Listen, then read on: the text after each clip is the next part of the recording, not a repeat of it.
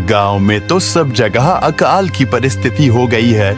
लगता नहीं कि अब इस गांव में ज्यादा दिन रुकना उचित होगा।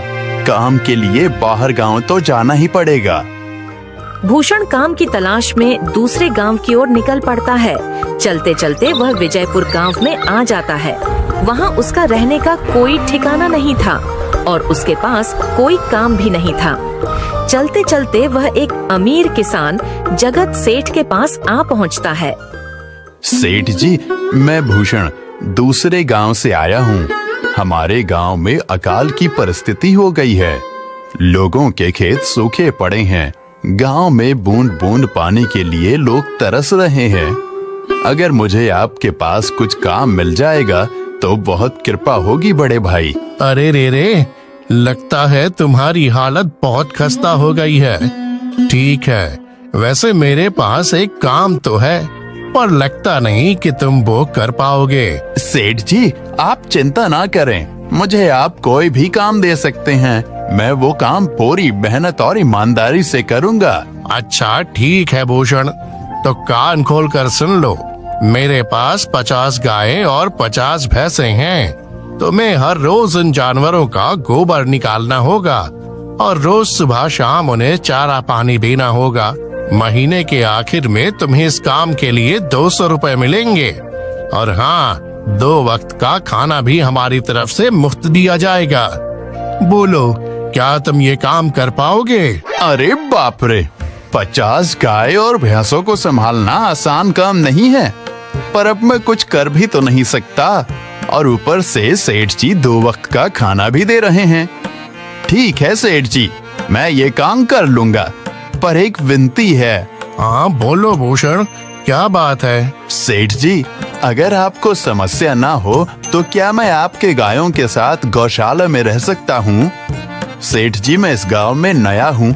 मेरा रहने का कोई ठिकाना नहीं है। जग्गा सेठ थोड़ी देर तक सोचता है और भूषण को ऊपर से नीचे तक देखने के बाद उससे कहता है, ठीक है भूषण, तुम गौशाला में रह सकते हो। जी धन्यवाद सेठ जी। तब से भूषण गौशाला में रहकर अपना काम करने लगता है। वह रोज जल्दी उठकर गाय और भैंसों का गोबर निकालता, उन्हें चारा डालता और समय पर पानी भी पिलाता था।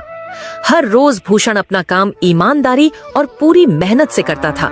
जगत सेठ को भी भूषण का काम बहुत पसंद आने लगा, क्योंकि वह अपना काम सफाई से करता था। एक दिन जगत सेठ भूषण को बुलाकर उससे बोलता है, भूषण, मुझे तुम्हारा काम बहुत पसंद आया है। तुम गाय और भैंसों का अच्छा ख्याल रख रहे हो, इसलिए दूध की गुणवत्ता भी बढ़ गई है और गायें पहले से ज्यादा दूध भी दे रही हैं। इसलिए मैं आज से तुम्हारी तनख्वाह बढ़ाकर पूरे 400 रुपए कर रहा हूँ। आपका बहुत बहुत धन्यवाद सेठ जी। कुछ दिन ऐसे ही बीतने लगते हैं। भूषण जगत सेठ के पास बहुत मेहनत और ईमानदारी से काम करता है। धीरे धीरे भूषण के पास अच्छा खासा रुपया जमा हो जाता है, जिससे वह अपने लिए छोटा सा रहने लायक एक कुटिया बनवा लेता है। उस गौशाला में सोकर तो नाक से गोबर की गंध अभी भी नहीं जा रही। अब आखिरकार मुझे अपने घर में चैन से सोने को तो मिलेगा। तब से भूषण जगत सेठ के पास गौशाला में काम करने आता और 2 वक्त का खाना खाकर अपने घर सोने के लिए चला जाता था। कई साल ऐसे ही बीत जाते हैं। भूषण की मेहनत के कारण उसके पास अच्छा खासा रुपया जमा हो जाता है। एक दिन भूषण जगत सेठ से बोलता है, सेठ जी, आजकल गांव में चोरी की समस्या बहुत बढ़ गई है और मेरे पास कुछ रुपए भी जमा हैं जो मैंने अपने घर में रखे हुए हैं, पर मुझे उन पैसों की चोरी की चिंता हो रही है।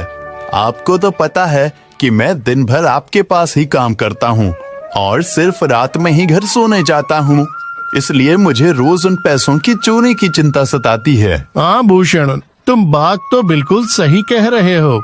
आए दिन गांव में नए नए चोरी के किस्से सामने आ रहे हैं और दिन भर तो तुम्हारा घर खाली ही रहता है, तो चोरी होने की संभावना तो जरूर है। जगत सेठ थोड़ी देर सोचता है और फिर भूषण से कहता है, देखो भूषण, ऐसे समय में तो गांव में एक ही जगह है जहां पर तुम्हारा धन सुरक्षित रह सकता है, और वो है जमींदार का घर। क्या जमींदार का घर? हाँ भूषण, इस गांव के जमींदार बहुत ईमानदार और दयालु हैं। ऐसा मैंने कुछ लोगों से सुना है और उनके घर पर बहुत सारे पहरेदार भी हैं, तो चोरी होने की संभावना बहुत कम है।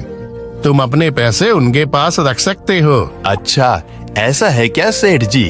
ठीक है, फिर आज ही मैं जमींदार जी से मिलकर बात करता हूँ और उन्हें अपनी समस्या बताता हूँ। उस दिन भूषण जमींदार जी के घर उनसे बात करने जाता है। हे टूडको, कहाँ अंदर आए जा रहे हो? वहीं रुक जाओ। जी, मुझे जमींदार जी से मिलना है। मुझे उनसे कुछ काम है। क्या काम है तुमको उनसे? मुझे जरा बताओ। जी, मुझे कुछ पैसे रखवाने थे उनके पास, यही काम के लिए आया था मैं। अच्छा ठीक है, तुम अंदर जा सकते हो। नमस्ते जमींदार जी, मैं भूषण जगत सेठ के यहाँ काम करता हूँ। कुछ साल पहले ही मैं दूसरे गांव से यहाँ आया हूँ। अच्छा भूषण, बोलो तुम्हारा क्या काम है मेरे पास? जमींदार जी, मैं सालों से जगत सेठ के पास काम कर रहा हूँ और मैंने कुछ रुपए भी जमा कर लिए हैं। पर बात यह है कि गांव में चोरी की समस्या बहुत बढ़ गई है, तो मुझे अपने रुपए घर में रखने से डर लग रहा है। अच्छा, कितने रुपए जमा किए हैं तुमने? जमींदार जी, यही कोई 5 से 6 हजार रुपए होंगे मेरे पास। वाह, ये तो बड़ी रकम है। मैंने आपकी ईमानदारी के बारे में लोगों से बहुत सुना है।